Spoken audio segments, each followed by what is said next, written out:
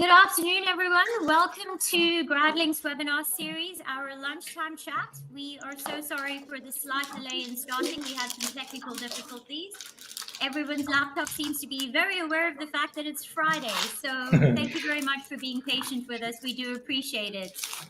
I'm very, very excited for today's chat because we have two very, very cool speakers with us. So let's start with Philip Parrock. Phil is an experienced career coach and the founder of Campfire Coaching Recruitment.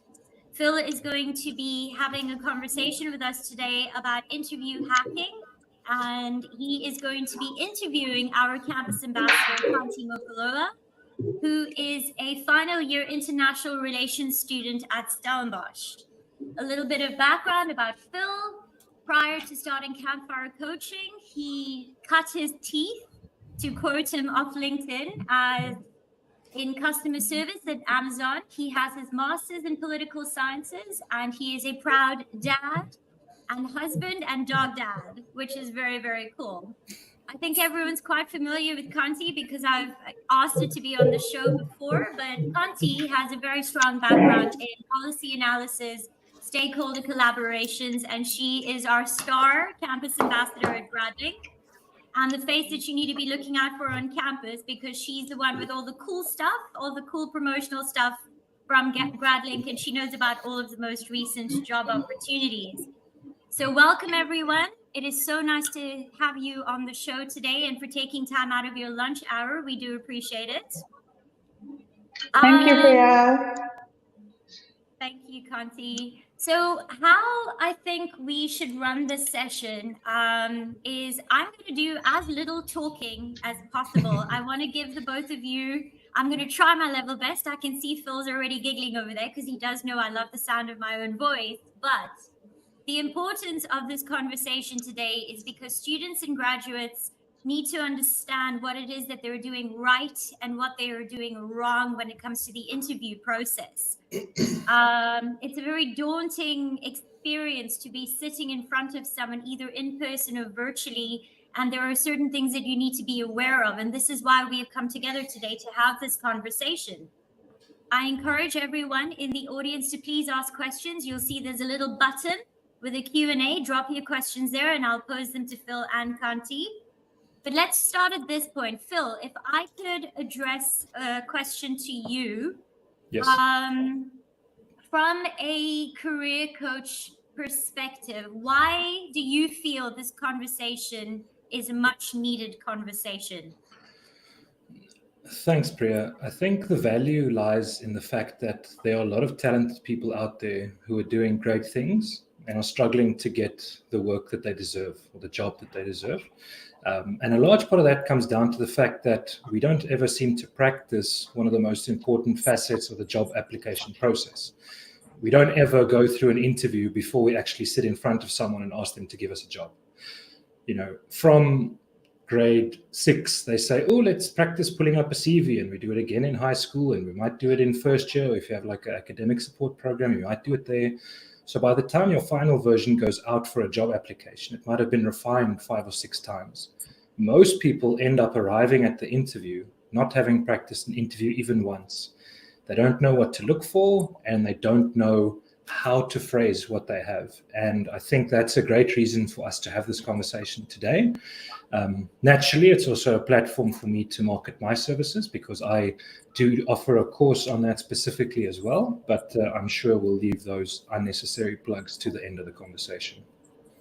Sure. Just on that plug, I think very necessary plug for our audience members who are already on the GradLink platform, Campfire Coaching is one of the resources on the student page. So log on, go to resources, look for Campfire Coaching. If you're interested in utilizing Phil's services on a one-on-one basis, that's where you can find him.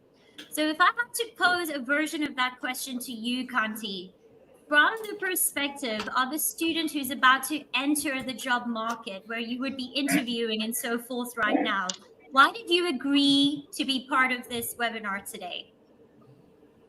I agree to be part of this webinar because this is a very crucial skill. Like you said, especially when you're entering the market, you don't know what to expect at all.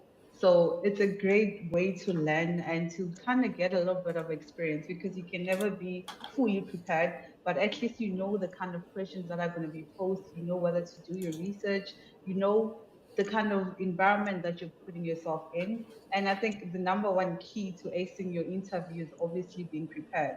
So this is part of the preparation that comes with it. Yeah. Okay, that is a wonderful response. And for myself, as someone who's definitely not in my final year of studies, I can tell you that I've also messed up interview processes. I remember very distinctly a situation where someone asked me, "So tell me about yourself."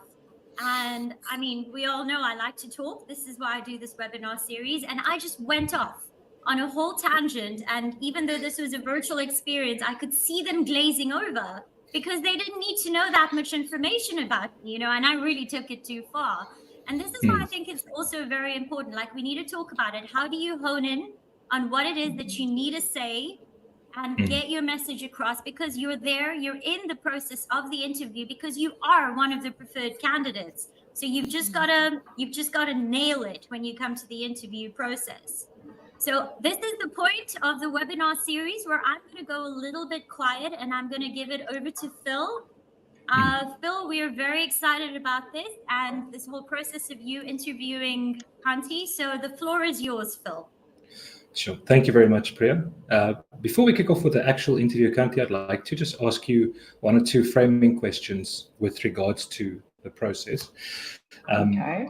So, in your opinion, when a hiring manager has invited you for an interview or an HR representative, when do you think they look at your CV before the interview starts?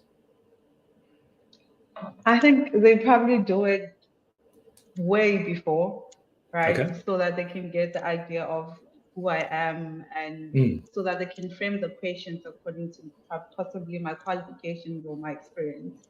So I think they have to decide if you're going to be good enough, if you're going to make the shortlist, right? So we'll take that as a given. And then just to add on to that, there's two things. If it's a smaller company, then the same person will probably be screening the CV, deciding who's going to go through to the next round of interviews, and then do the interview. If it's a bigger company, then someone will screen the CVs and decide who makes the shortlist, and a different person will probably do the interview. If we're looking at the second scenario, in my opinion, in most cases, that person who's doing the interview will get your CV and look at it either as they're walking into the interview or as they've sat down to do the interview. So in my experience, there are, as far as I know, there aren't any companies that have specialist interviewers set up in a job. It's usually it's a sub-function of a different role. It might be a manager, it might be a CEO, it might be an HR person, but no one's core job is interviewer.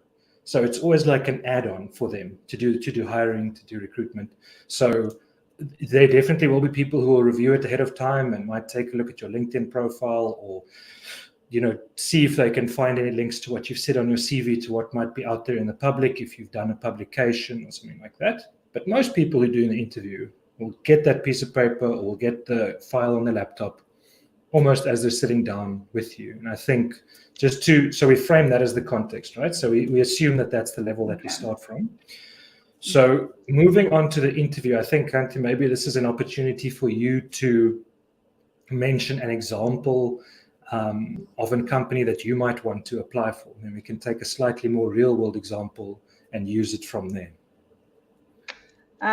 Definitely great link again. It's okay. You don't have to say that. You can say a real one. It is a real one, but I think right now it will be Trafalgar. It's a nice company that I've been looking at on LinkedIn. It deals with ESG goals. So okay. Yeah. Very cool. Yeah. So let's go with the assumption that I know very little about Trafalgar, which in this case is true. If I was doing the interview, maybe I would know a little bit more, hopefully. So we start with the assumption I don't know much about Trafalgar. So I say, Kanti, welcome. Thank you for coming to our interview today. I'd like to kick us off with a short question around what you think makes you a good candidate for this job that we've posted. And before you answer, you have to then explain to us what job you're applying for and why you're going to be a good fit for Trafalgar. And we'll run through 4 or 5 questions, and then we'll debrief the questions to see how you answered them and what your rationale was for that. And then I'll add hopefully something that adds value after that. So Kanti, over to you. Give us an idea why you're a good candidate for this job. I think from a very young age, and this is throughout high school and throughout my uni career, I've always been committed to the SDG goals. I think my experience and the qualifications that I have definitely set me apart because I do not only focus on my academics, but I also put myself out there and be part of projects that are helping towards the ESG goals that the company highly aligned with. I think I've done a lot of projects. I've been a part of a lot of NGOs that deal with those kind of ESGs, and knowing the impact that I have and the impact that I will bring on the company and the impact that it will be on me as well is a great honor and a great opportunity. And I think that's basically what sets me apart and why I want to be part of this company.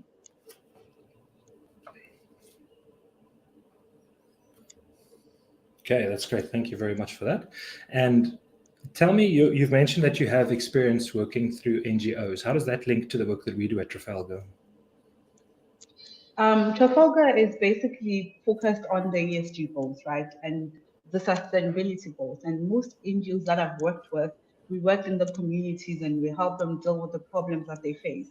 So I think with that and the experience that I've gained from the interactions with the people on the ground and what they normally cry with and how they normally deal with the situations, I can bring that to the table and help bring that to the table and help you guys with coming up with solutions as well. As I feel like I'm coming from both sides of the table, not only as an academic who did the program, but also as somebody from the ground who has helped the people there. So the kind of experience and the information that I come with would be really helpful. Okay, that's great. Thank you very much for that. And tell me about a time when you were working on one of these projects where it seems that you've added a lot of value, when something happened that was out of your control that you were responsible to fix. I'm I want to stay out there person. I'm one person who thinks on their feet and very solution orientated. So there was this one time where we had a project that was happening. I wasn't part of that project because of school commitments, right? And something went wrong in the project. But I was the first person that the person who was handling the project would think of so that I can help come up with a solution. And we did that, and everything at the end of the day went well. So I think that's one thing that has also built my confidence in this kind of environment, knowing that I can help people where I can, even when I'm not put in that situation myself. Okay, that's great. And in that particular situation, was the problem solved? Yeah, the problem was definitely solved. Okay, and you've mentioned that you're quite an out there person. Obviously, you can tell I'm not the youngest person in the world. What does that mean? An out there person means I want to say I have my interpersonal skills are great. I think that's the correct term to use. I can relate to different people and different personalities. Yeah, I think I can relate to different people and different personalities. Yeah, all in all, my interpersonal skills are great. Okay, great. And tell me, obviously at Trafalgar, we're not a company that focuses on short-term goals. We'd like to change the world, as I'm sure you well know. Where do you see yourself 5 years from now if you're successful in this application? Trafalgar is a good company to start off with, right? So I think the experience that I'm going to get from the company itself would align me with my goals of probably working with the UN. I think my biggest goal, the reason why I started everything, is to be part of the United Nations, especially on the African cohort, and help with the solutions that we come up with. So Trafalgar being the biggest company and being on the map as it is, and the impact that it has on the communities around, I think it will be a great way for me to start and hopefully also be part of the UN. But if not, I'll definitely be more than happy to have been part of the team and helped in the regard as well. Okay, I'm happy to hear that. And as you well know, we've got a lot of applicants for this role. I'm very familiar with your academic performance that you so kindly provided us in the application, and I've had a detailed look through your CV just before coming in here. On a personal level, what sets you apart from other candidates? I think more than anything, I'm a very determined person. I'm one person, when I put my mind on something, I'm definitely going to achieve it, no matter the odds or no matter the goals.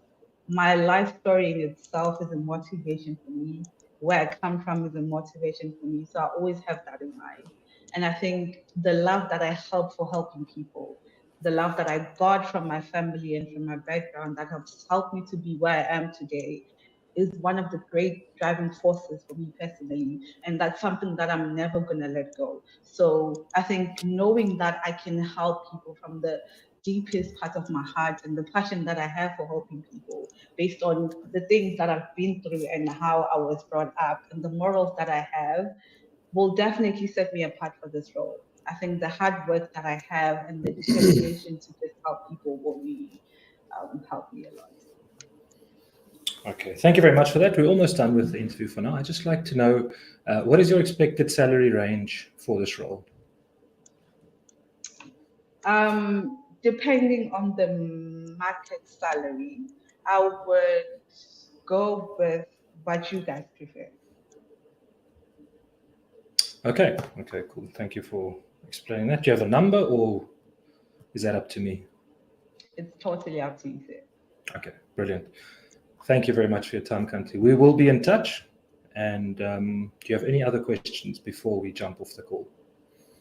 Yes, I do have other questions. The first question would be, what does the day in the life of the position that I'm applying for look like? And what is the company culture? What's the team building exercises that you guys have? Yeah. Well, as I'm sure you know, we have a diverse and extensive list of employees who all do their very best to be the top of their field globally. And with that being said, we really have a culture of excellence and innovation.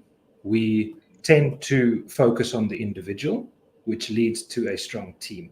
If the individual is happy, that permeates the culture through to the team.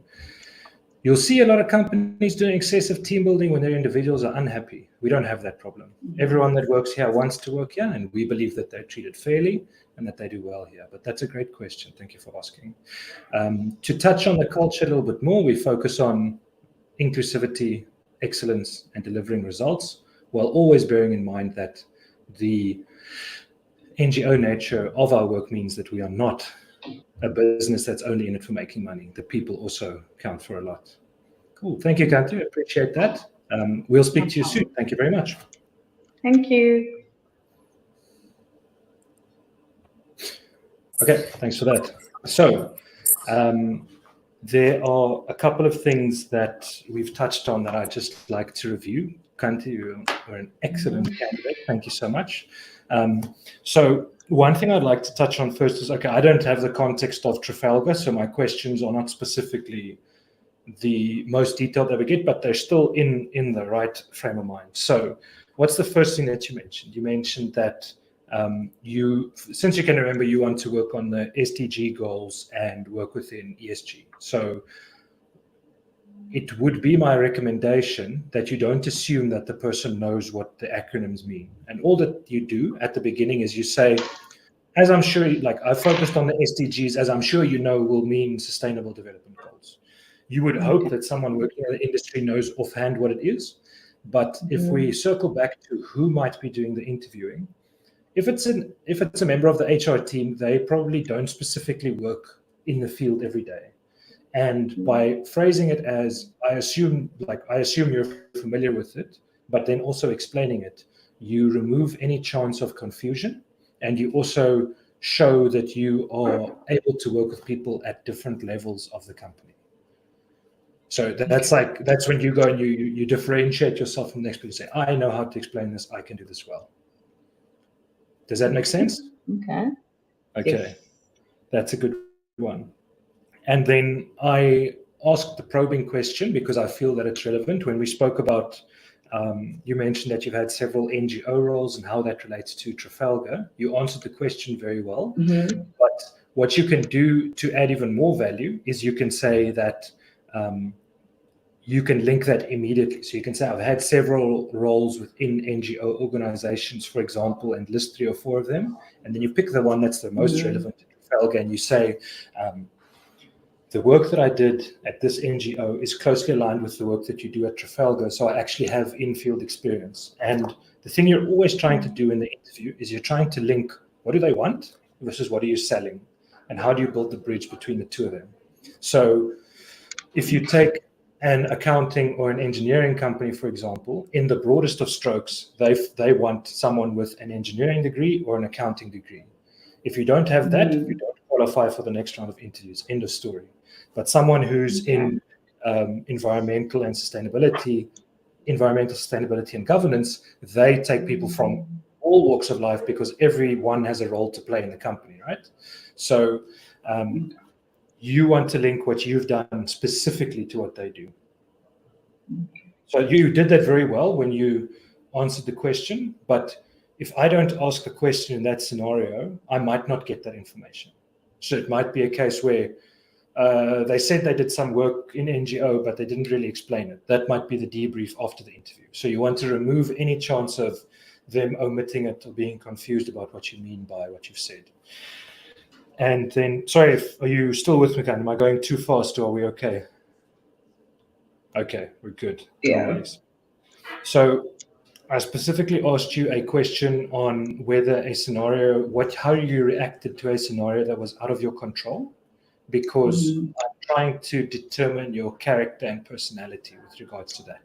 So you answered it very well, where you said, I became aware of this problem, I stepped in, I helped with the solution, the problem was solved. I think as a business owner, as an interviewer, that's what everyone is looking for. So you answered that well. What we're not looking for is we were working on this project and Philip was supposed to do it, but because he didn't do his job, I was left to pick up the pieces. It's immediately going into a negative frame of mind. And if you say that to me and you want to come work on my team, then I'm thinking, like, sometimes we do drop the ball. Sometimes, the paw does hit the fan and we need to think on our feet and we need to solve it as a team. So I want someone who's keen to do that. And then by extension, if I'm looking for that as the interviewer, you as the person that's being interviewed can make the assumption that that is how I look after my team or that is how our company operates. I wouldn't ask that question if we just throw everyone under the bus all the time.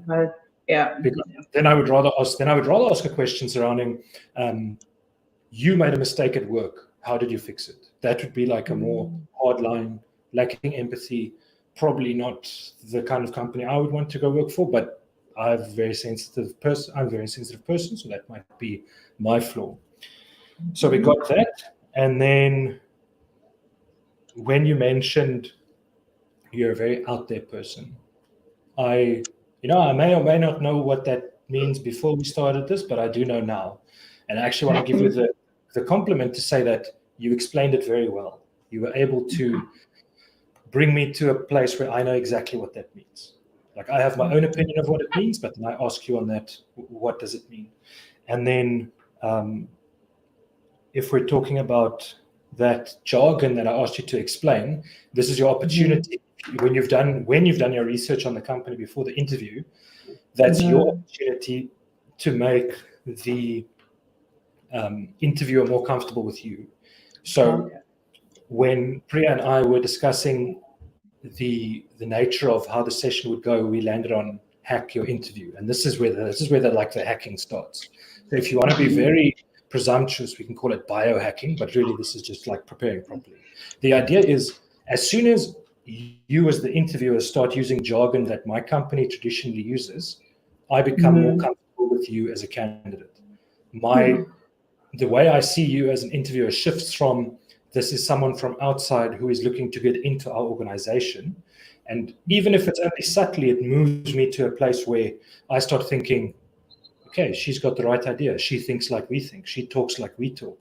And that's where that like hacking bit of the interview comes into it, and we want to sort of build from there. Now, when I ask you what sets you apart, again, amazing answer to the question, but where we get the value add is we link it to an experience that is familiar to someone within Trafalgar. So the perfect situation is when you go, and I'm just making this up off the top of my head, but to say Trafalgar worked on a wetlands improvement plan in the Cape Flats when they were building a new water reticulation plant in 2017. I worked on an NGO project in Langebaan that focused on the wetland rehabilitation. So even though the project I worked on wasn't on the same scale, I'm very familiar with how you would have approached that project. Again, and they're like, okay, I remember working on the wetlands project. She's worked on one as well. We have more in common than we have differences between. So you're trying to generate that comfort, and the example I always use, and I must have a very childish sense of humor, because most of the examples I use in my company and in my coaching relate back to animated movies from Disney or something similar. So in the movie Ratatouille, you have the food critic come into the restaurant and he prepares the ratatouille for him, that's the eponymous name. And then as soon as he takes that first bite, his mind is transported to him sitting at his mother's table, eating it as a child, and he's comfortable, it's familiar, he's happy to be there. That's the sort of emotional state you want the interviewer to be in. When they leave that interview, they must go, geez, but it feels like Kanti's been working here for years. You might as well just join the team. That's what we're looking for. And it mustn't be disingenuous. This is not about creating a false perception of yourself. This is about, I've worked hard on several examples. I've done several things in my career up to now. And by linking the interviewer to those things, I am helping the interviewer understand more of the value I'm going to add to the company and where I'm going to fit into the company. Right. Priya, I know you want to jump to the Q&A. I just have two more things to say. The first one is, if the interviewer asks about salary range, and this is it's a pretty South African thing, because South Africans don't like talking about money. Everyone feels uncomfortable. If you go to an interview in America, the first question is, what is your salary expectation? They don't even ask your name. They ask you, what do you want to earn? And they work backwards from there. Where we go, okay, I now know who this person is, where they're from, what they studied, what they like to eat when they go out for pizza, and how many dogs they want to have when they grow old. Then we start talking about money. So what you want to do is you want to accept that the interviewer is uncomfortable talking about money, just as we all are. And then you go and you say, from the research I've done, the market-related salary band for this job is between 20 and 30,000 Rand a month. I believe I'm well qualified for this role, so my expectation would be between 25 and 30 per month. Now, you did answer the question well, because obviously we didn't. This is a instant interview. Neither of us prepared for this specific scenario, but it's good that way because it adds value and it shows. You mentioned the salary band, but if you put a number to that, then that recruiter is probably going, okay, well, here on my form it says max salary 30,000, so she's good, big tick. We can go to the next thing. We don't have to talk about money again. Okay, that's fine. And then the last one is, and this I think is important, if you or anyone listening takes nothing else away from this session, when someone asks you at the end of an interview, do you have any questions? That's not an opportunity for you to learn more about the company that you might have been able to find on their website. What that is it's an opportunity to create a lasting impression with the interviewer by sharing something that you know about the company that's either unique or value adding to a big degree, so that they that's the last thing that happens in the interview, right? So they walk out and they go, I was really impressed that Kanti asked a question about the founder of our company and how he started his journey 25 years ago and how that's similar to her own journey. And then that's what they walk away from there from. And any future interaction, that's their starting point. So although you did ask good questions about the culture, what do we do for team building? What does the day-to-day look like for this person? Those are great questions. But if you can link it to something that's current to them, again, you build that emotional connection between yourself and the interviewer to go, okay, this person is going to fit in at Trafalgar. Cool. That's my feedback. Thanks, Kanti. You're amazing. I would give you the job, but unfortunately, that's not up to me. Thank you, Anyone Phil. from Trafalgar is here today. We're just saying we've got your perfect candidate. Not to be biased or anything. Phil, Kanti, that was amazing. Thank you so much for doing this. I was actually jotting down some questions along the way, and with your feedback, Phil, to Kanti, you answered everything. So let's move past me and into the audience. There was quite a few questions. Thank you so much, audience members. I'll just start at the top. So a lady would like to know, I'll just show it on stage. Do most interviews have the star questions, which is my Achilles heel? How do I prepare for this? Okay, so the star question. I was reading up on this. I was dealing with this yesterday. What does star stand for, Priya? Oh, God. Give me a minute. It's always fun when that happens. We're both going to secretly Google this while I hide this one from stage, and we can pull the next one on. Noma would like to know, when being asked questions in an interview, how brief should our answers be? Cool. Thanks, Noma. That's a great question. I think that you should take the lead from the interviewer. If you can see that, say they ask you a basic question, they say, tell me a little bit more about yourself.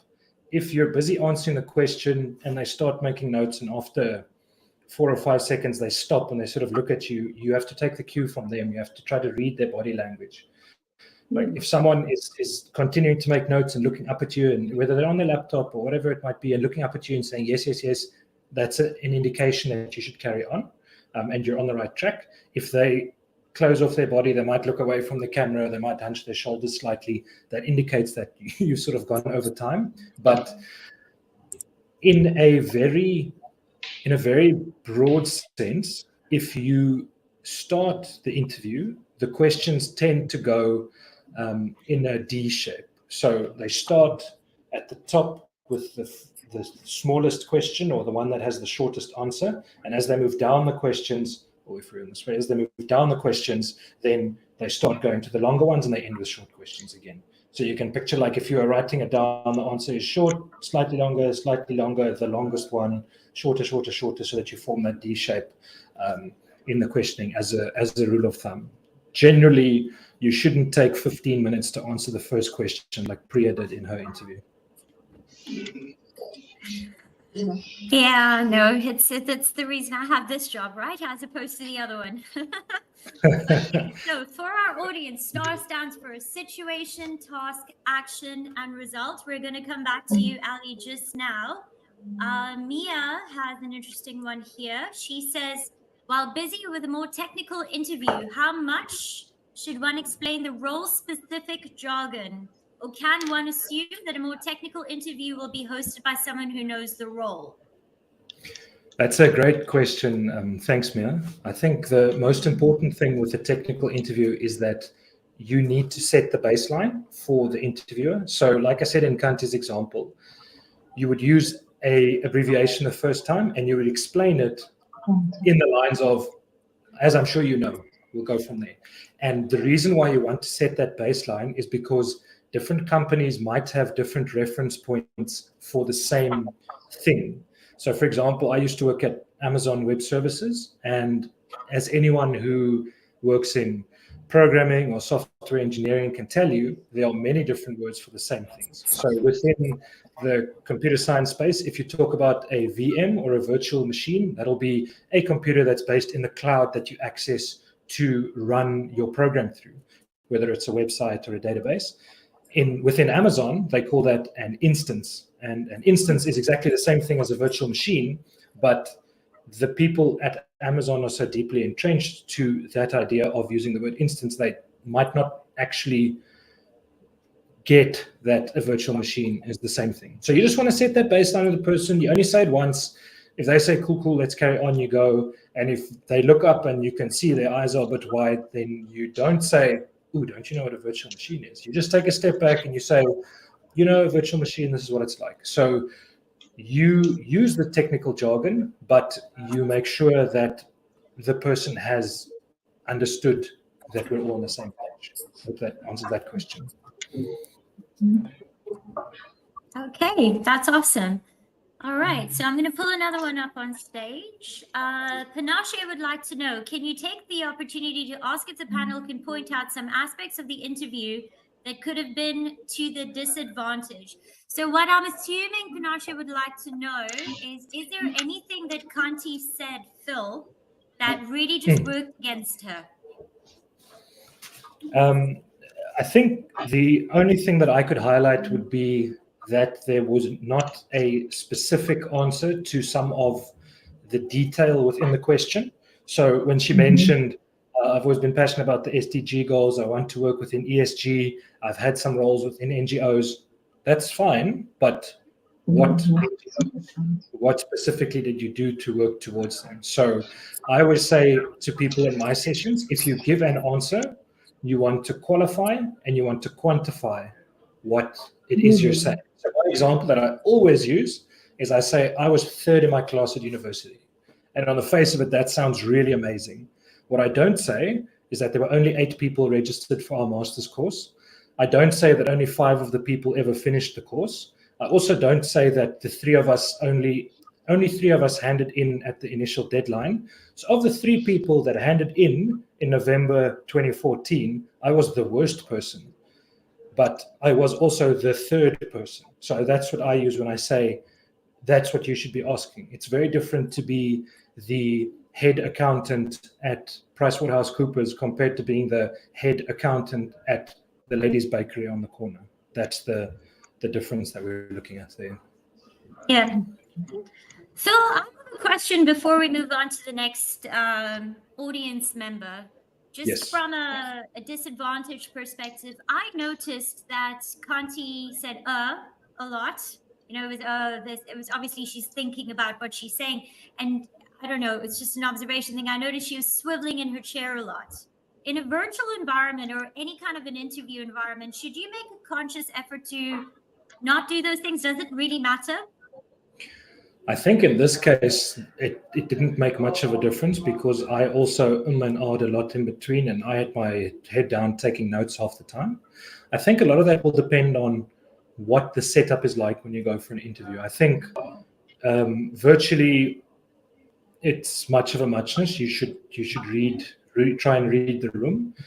If there's one person who's taking all the notes and there's 4 people on the call, it would be better to keep your focus on the camera and it would be better to speak to the people directly. If it's a one-on-one interview and the other person is typing or taking notes, I don't think it makes much of a difference. But if we equate our understanding from in-person interviews to the virtual space, if you do those movements in an in-person interview, it might have an impact to a certain interview. It might have no impact to a different one. And all that we want to achieve in the preparation for an interview is we want to minimize anything that could count against us. So what can you do to determine that ahead of time? I always say try to figure out who's going to interview you before you get there. And these days people are really lazy with like calendar invites and invites to a Zoom call. They just put the other person's name in the call. And then you can see, oh, I'm being interviewed by, John Smith today. And then you can go check, okay, John Smith works for the ESG department in Trafalgar, and you can go have a look at his history. And if you can get to that level of understanding, you can also say, okay, what does this person typically enjoy? If they like very set things, hobbies, work, outside of work, then you must sit still and you must look them in the eye. And if it is someone that's more creatively inclined, tends to not worry about those things that much, you can prepare yourself. But I don't think it makes that much of a difference, to be honest with you, Priya. Okay, cool. Good to know. So we have time for one more question. I'm going to pull it on stage. And we have to go back to the star question. Okay. Then we need to make this quick because we've got 4 minutes left.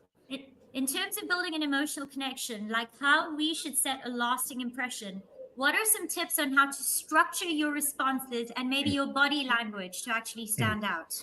Cool. That's a great question. Thanks, Nkateko. So what we're looking to achieve is we're looking to resonate as much as possible with the other person. So that gets determined at the beginning by what are you interviewing for? What does the company typically do? And the people that work there, what do they typically look like? So I always say, if you're doing the most basic research on a company when doing a job application, find out what's their story, like where do they come from, how were they founded, how were they started, what are their colors, predominantly on their website, what are the colors they use the most. I mean, anyone that has seen it in advertising knows that DHL uses yellow and red. That's not a hard thing to make. Right? And then the last one is to see what values, keywords, leadership principles, mission, vision, guiding lights, whatever they call it, what are those things that they use?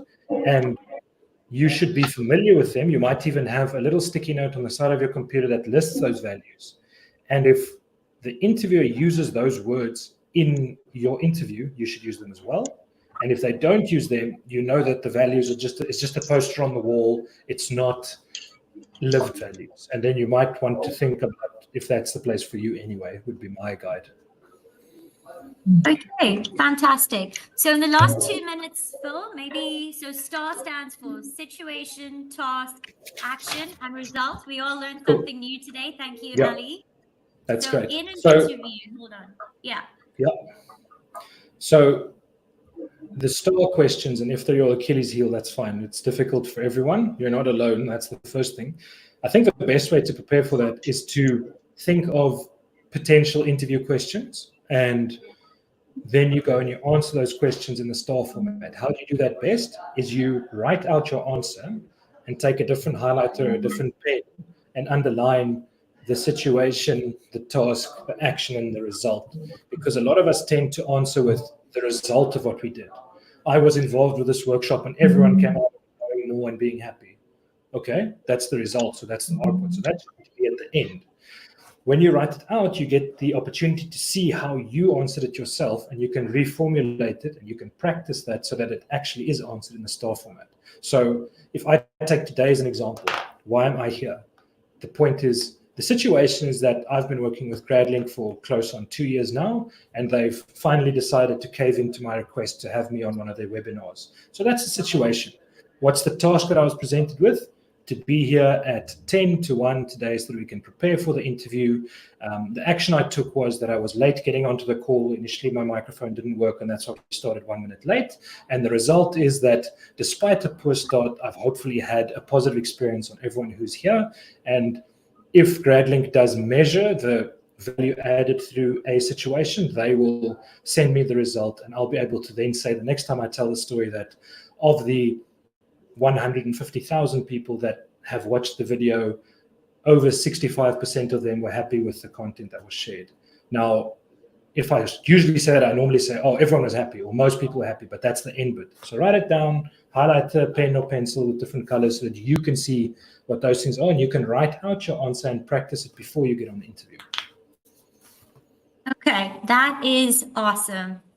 So we have less than a minute left. I'm going to take this opportunity to thank you both. Let's start with Phil. This was so great. This was so informative. And you handle the situation so beautifully with Kanti. Obviously, I'm entirely biased, and I think she's wonderful. And I still say it again, whoever she wants to work for, they need to hire her. But thank you so much, Phil, for the time that you've taken today. Kanti, you were, as always, wonderful. Thank you so much for participating in this. I loved the authenticity in your responses. So guys, have a great Friday afternoon, a great weekend. And for everyone in the audience, please remember, GradLink, your profile as a student, resources, Campfire coaching. That is where you can find Phil. There are some questions we never got to. You're welcome to email support@gradlink.coza. I will happily forward them on to Phil, and then he can help you out. Definitely. All right, everyone. Have a wonderful Friday, and we will see each other soon. Thank you, Priya. Thank you, Kanti.